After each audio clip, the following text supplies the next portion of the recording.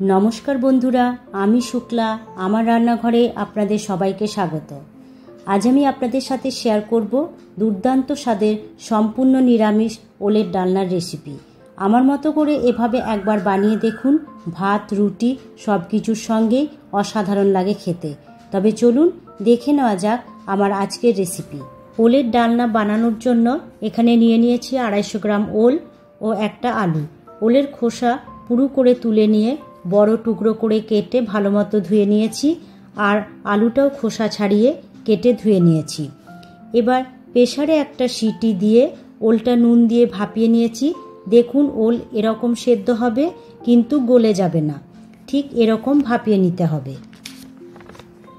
এরপর ওলের মধ্যে দিয়ে দেব সামান্য হলুদ, স্বাদ মতো নুন, হাফ পাতিলেবুর রস। পাতিলেবুর রস দিলে ওল গলায় লাগবে না। আর দিলাম 1 চামচ বেসন, যাতে ভালো মতো মশলাগুলো ওলের গায়ে লেগে যায়। দেখুন, ওলের গায়ে সমস্ত মশলার কোটিংটা ভালো মতো লেগে গেছে। কড়াইয়ের মধ্যে দিয়ে দিচ্ছি 4 চামচ সর্ষের তেল। তেল গরম হয়ে এলে প্রথমে দিয়ে দেব কেটে নেওয়া আলু। আলুর মধ্যে দিয়ে দেব স্বাদ মতো নুন, দেব সামান্য হলুদ। আলু নুন হলুদ দিয়ে ভাজলে সবজির স্বাদ খুব ভালো হয়। এবার মিডিয়াম আঁচে আলুগুলোকে লাল করে ভেজে নেব। আলুগুলো ভাজা হয়ে গেছে, তুলে অন্য একটা পাত্রে সরিয়ে রাখব। ওই একই তেলের মধ্যে দিয়ে দেব মশলা মাখিয়ে রাখা সেদ্ধ ওল।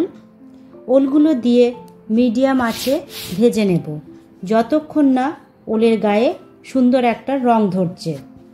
দেখতেই পাচ্ছেন, 6 থেকে 7 মিনিট ধরে ওলগুলোকে ভেজে একটা সুন্দর রং আসার পর তুলে নিলাম।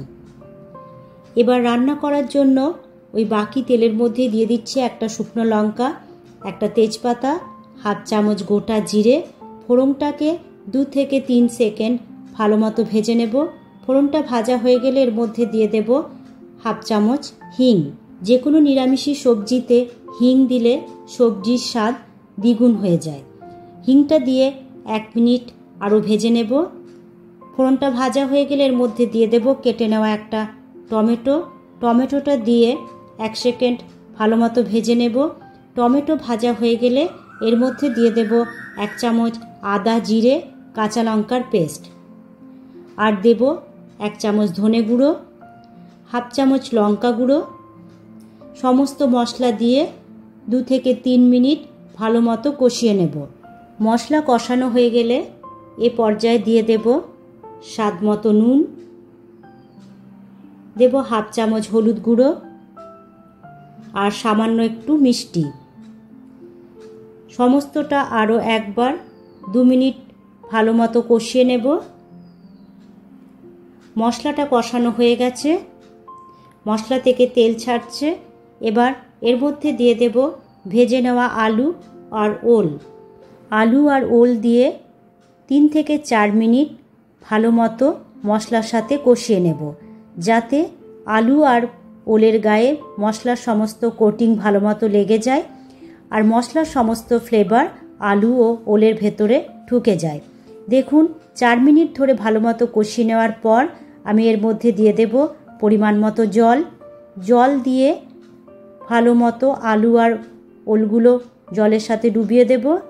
এবার গ্যাসের ফ্লেমটা মিডিয়ামে রেখে ঢাকা দিয়ে 3 থেকে 4 মিনিট হতে দেব।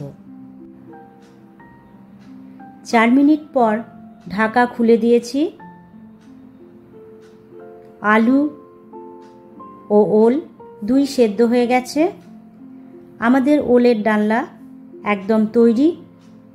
ওপরে দিয়ে দেব হাফ চামচ গরম মশলার গুঁড়ো, দেব হাফ চামচ ঘি, আর নামানোর আগে ওপরে ছড়িয়ে দেব কুচিয়ে নেওয়া ধনেপাতা, যাতে সুন্দর একটা ফ্লেভার আসে। এবার গ্যাসের ফ্লেমটা অফ করে ঢাকা দিয়ে 2 মিনিট স্ট্যান্ডিং টাইমে রেখে দেব। 2 মিনিট পর ফিরে এলাম। আমাদের ওলের ডালনা একদম তৈরি। এবার গরম গরম সার্ভ করব। দেখুন এটা দেখতে কতটা লোভনীয় হয়েছে, খেতে ততটাই সুস্বাদু হয়। এটা গরম গরম ভাত, রুটি, পরোটা সব কিছুর সাথে খেতেই অসাধারণ লাগে।